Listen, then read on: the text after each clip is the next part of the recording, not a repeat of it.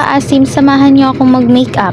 Lagyan natin ng colorful ang ating mukha. Colorful. What? Colorful talaga, hindi pwedeng balsamar lang.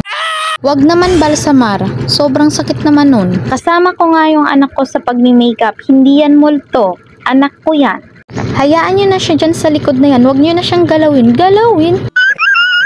Wala namang gumagalaw sa anak mo, kalma. Mga kaasim, sandali ang love story. Love story.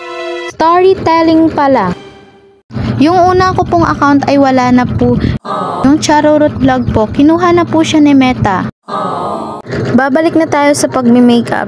Tulad niya, hindi bumalik. Kawawa ka naman. Hindi naman talaga kompleto ang aking makeup. Baka gusto niyo mag-sponsor. Nagpa-sponsor. Alam niyo ba mga kaasim, hindi talaga ako marunong mag-makeup. Sure ko lang. Paki mo ba? Ang tagal ko nga dyan maglagay ng foundation. Parang 1 taon na. Apaka-joker mo talaga. Lagyan rin natin ang ating liig na sobrang itim. Maitim. Parang uling. Okay. Sige, tatanggapin ko na. Talagang maitim naman talaga. Hindi ko yan tinatanggi. Hindi ako tulad ng boyfriend mo. Tinatanggihan ka sa mga kaibigan niya. Charo. Asim mo talaga. Nilagyan ko na nga dyan ng foundation. Foundation? Powder pala. Lahat naman ng nagre-record ay nagkakamali. Huwag kang epal dyan. Malikot nga dyan yung anak ko mga kaasim. Lahat naman ata ng bata ay malikot. Sobrang puti nga ng aking muka. Kulang na lang kabaong. Wag naman kabaong. Hindi pa naman ako handang mamatay. Sa susunod na lang na taon. Biro lang pala. Paabutin mo ako ng 100 years old. Wow, 100 years old. Naglalagay nga ako dyan sa eyebrow ko. Hindi ko alam kung tama ba. Yung ayaw ko talaga ay yung kinukuha na akin na. Ay, huwag ka makipag-away, anak mo yan. Wala kang magagawa dyan. Hayaan mo na lang kunin niya lahat. Hindi ko nga alam maglagay ng eyebrow. Dahil ang mata ko ay parang tabingi. Hindi alam kung pantay o hindi. Napapatawa nga ako ng anak ko dyan. Kasi naman, tignan nyo, nag-iispiho. Gusto niya rin daw mag-makeup. Pasensya na anak, bawal sa'yo yan. Pinapantay ko nga dyan yung drawing ko. Hindi ko nga alam kung ano ang gagawin ko dyan kasi lahat na lang atang hahawakan ko ay kinukuha ng anak ko at dinidilaan ako. May dumidila na ito. Ay, bakit naman ako napunta dun? Sobrang asim talaga ng aking mouth. Nakikita nyo nga dyan, dinidilaan ako ng anak ko. Nilalabasan pa nga lang ako ng dila niya. Maglalagay na tayo ng mascara. Sa lahat ng paborito kong makeup, dito lang ako marunong. Dahil sobrang dali lang naman ito, iahit mo lang dyan sa kilay mo. Kilay. Hindi naman kilay yan. Asim mo talaga. Tapos na ako magmaskara. It's done. At dito na tayo sa pinakamahirap na part sa pagmi-makeup, ang blush on. Ako lang ata ang nahihirapan sa blush on kasi parating hindi pantay. Kasi hindi naman pantay talaga ang ulo mo, day. Tuwang-tuwa nga ako dyan kasi parang hihimatayin ako sa kakatawa sa blush on na nilagay ko. Di talaga ako marunong maglagay ng blush on. Swear to God. Sa lahat ata ng karangalan. Anong karangalan ang sinasabi mo? Asim ka talaga. Ang tawa ko talaga parang walang katapusan na. Happy feel ko yung blush on ko. Paki mo. Huwag ka nang makisali sa blush on ko. Parang chismosa ka naman. Parating sumasawsaw. Pilit nga kinukuha ng anak ko ang cellphone. Kasi nga nakikita niya itong nagvi-video. Kumalma ka, nagva-vlog ako. Nakakatuwang pangyayari, yung mascara is nagkalat sa aking mga face, hindi naman buong face. Sa sobrang likot nga ng anak ko, yan na pala mo, nagmi-makeup ka, may anak ka na. Siya din daw ang magmi-makeup, wala kayong paki. Okay, ipa-fast forward natin.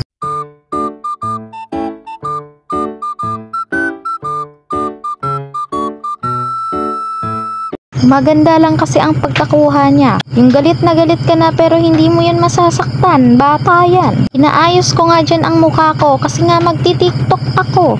Hindi pa nga tapos ang makeup ko pero ang gulo na. Kasing gulo rin ang buhay mo. Huwag kang mga alam. Naayos ko nga dyan yung mukha ko para fresh naman. Kahit ang gulo tignan. Napapaisip na lang talaga ako, makakaya ko ba? Hindi ko na ata tatapusin tong video na to. Syempre para sa inyo, nagbabalik kasi ako. Bilang kaasim na naman. Madami na ata akong mga words na nagamit. Pero hindi to matagal kasi kinukuha naman ni Meta. Ano ba problema mo Meta sa akin? Hate na hate talaga ako ni Meta. Dahil unting tiis na nga lang, sisikat na ako. Ang layo pa, wag kang mag-assume. Wala naman sigurong bayad pag ikay nangangarap lang. Naglalagay na nga ako dyan ng eyeliner. Nakikerry ko na ang eyeliner ngayon kasi dati ito ang pinakamahirap para sa akin. Salamat na lang sa TikTok. Eto na naman ang anak ko. Kinuha na naman ang cellphone. Ayaw talaga tigilan. Waki ka muna dyan. Kasi ang anak mo sobrang likot. Okay lang yan. Ikaw nung bata ka, malikot ka rin. Sige, last na to. Ilalagay na natin tong camera na to dito para safety. Sa sobrang likot ng anak ko, hindi ko na alam ang gagawin ko talaga. Tatalon na lang siguro ako. Sa hagdan lang. Mababa lang naman ang tatalunan pala. Huwag na tayo sa mataas. Baka ikakamatay na natin yun. Naglalagay nga ako ng highlighter dyan. Kasi ako ang highlighter sa buhay mo. Okay. Asim. Ang asim ko talaga. Panay lang ako hugot, wala namang kwenta. Okay lang na walang kwenta. At least may swerting asawa. Bakit naman nasingit yun? Malapit na makakaasim, kunting tiis lang. Malapit na tong matapos. Swear to God. Hindi naman ako tulad ng boyfriend mo. Malapit na kayong maghiwalay. Biro lang, baka ikakamatay mo yan. Huwag naman sana. Naglalagay nga ako dyan ng color sa aking mata. Color? Nilalagyan ko lang ng red, huwag kang mag-alala. Happy birthday. Wala palang birthday. Malapit na matapos, konting tiis na lang sa panunood. Mahirap talagang maging pangit kasi kailangan mo pa mag-makeup para maging maganda. Kahit lagyan ata ng sadamakmak na makeup, hindi na ako gaganda. Wag naman, carry pa natin yan. Naglagay nga ako dyan ng nose light para naman tumaas ang ating ilong dye. Kahit first time ko naman talaga maglagay niyan. Para naman talagang plakado. Para hindi na nga tayo gumamit ng filter kaya magme-makeup na lang tayo. Dagdagan pa natin ng beauty sa TikTok. Sobra na yun. Tapos na nga lahat ng pagtingin. Bakit napunta naman tayo sa kanta? Tapos na nga, plakado na nga ang ating muka. Nililinis ko lang ang kalat ng anak ko. Babalik rin naman ako sa inyo. Don't worry, magli-lipstick lang. Para hindi naman mamutla yung ating bibig. Gusto mo ba ng soft kiss? Bakit napunta naman tayo sa soft kiss? Magfa-final look na ako dahil sobrang tagal ng pag-aayos ko. Dahil baka nga mag-copyright tayo sa ating TikTok, hindi na lang tayo maglalagay ng music.